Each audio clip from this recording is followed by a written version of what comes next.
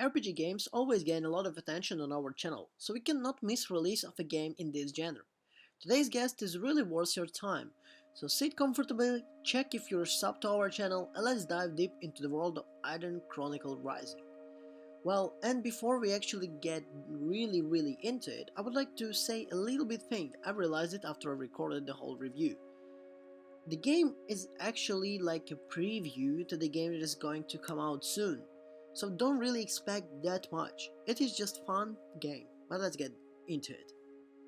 Eiyden Chronicle Rising acts like a something of a prologue to the crowdfunded Eiyden Chronicle 100 Heroes, which is aiming for a 2023 release on PS4 and PS5. It is a side-scrolling action RPG with an emphasis on a character swinging combat, but it also debates the Metroidvania SQ exploration and even town building. An interesting mix at glance, but it takes hours of Rising system to really click, and the game's not that long to begin with. Rising takes place in a rundown and remote village of Nunua, where players take role of 15-year-old CJ. CJ is a young treasure hunter ready to explore the region, until she is stopped by the village's acting mayor, Isha, who explains that in order to obtain a treasure hunting license, CJ must fulfill the task handed by other villagers to show her loyalty and helpfulness. Along the way, she meets Gago, a kangaroo who offered his assistance in search of royalties. CJ learns from Isha about the room barrows, an area below the town that offers riches beyond belief. Isha joins the party after learning that there may be something sinister lurking in the shadows. The storytelling in The Rising is not really the best part. In reality, it has really very little substance. To be honest, I give it a little bit down, just because this game is kind of a prologue, but even if it's prologue, in my opinion, it is a little bit really not that well. It's not that touchable. You want to make the prologue is really interesting, so when the full game comes out, you want to be into it. But nonetheless, while the localization may take many of the characters quite personable, it's quite hard to feel attached to any of them, because the game itself doesn't have a narrative to hook up, keep players interested. Its hook is to do horse to get stamps, leather, rings and repeat.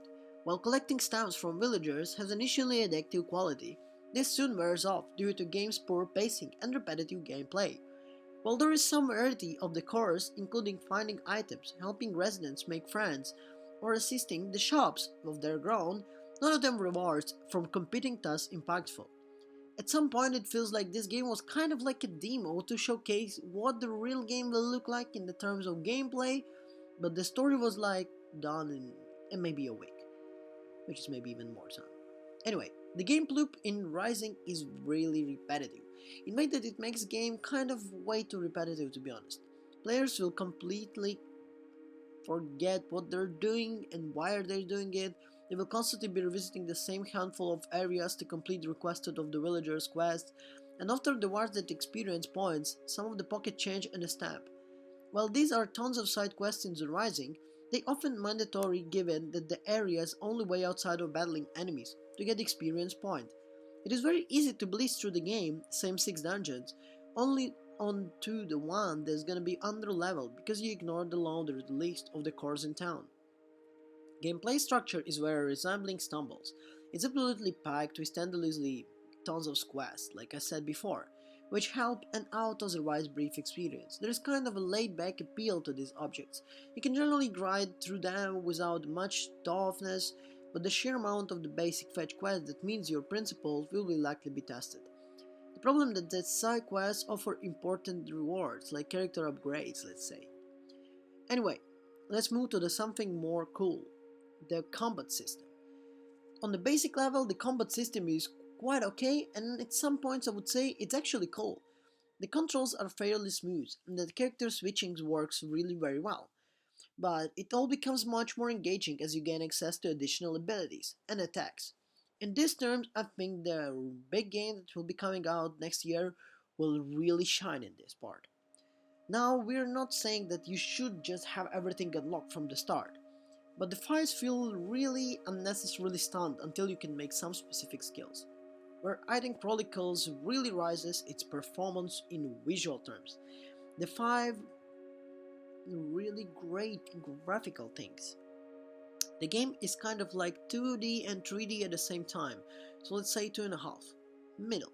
To the simple look really gorgeous. Everything visually has a cool retro feel, from the land drawing characters, artworks, background which is such colorful powerness. Also, the effects are looking really stunning. I really love how the game looks. If it was a cartoon, I would be in love with it. All the areas look this in their design, and it helps more the world to feel inviting. It is a shame that such a beautiful game and characters world feels so hollow and so empty. Alongside rising stunning visuals, the game soundtrack is really enjoying also. There is a cousinize a lot of in the tracks through the game and they pair well with what is occasionally on screen at the moment. A lot of the music is very uplifting. There is a sense of wanderlust that lifts the remoteness of New Niwa and its surrounding areas. It's pleasant to listen as accompaniments to the journey. I wanted to allow Eiyden Chronicles Rising and Through 100 Heroes is a different title entirely. I'll be lying if I'd say Rising, and this is it. Thank you everyone for watching this video. I'll see you in the next one.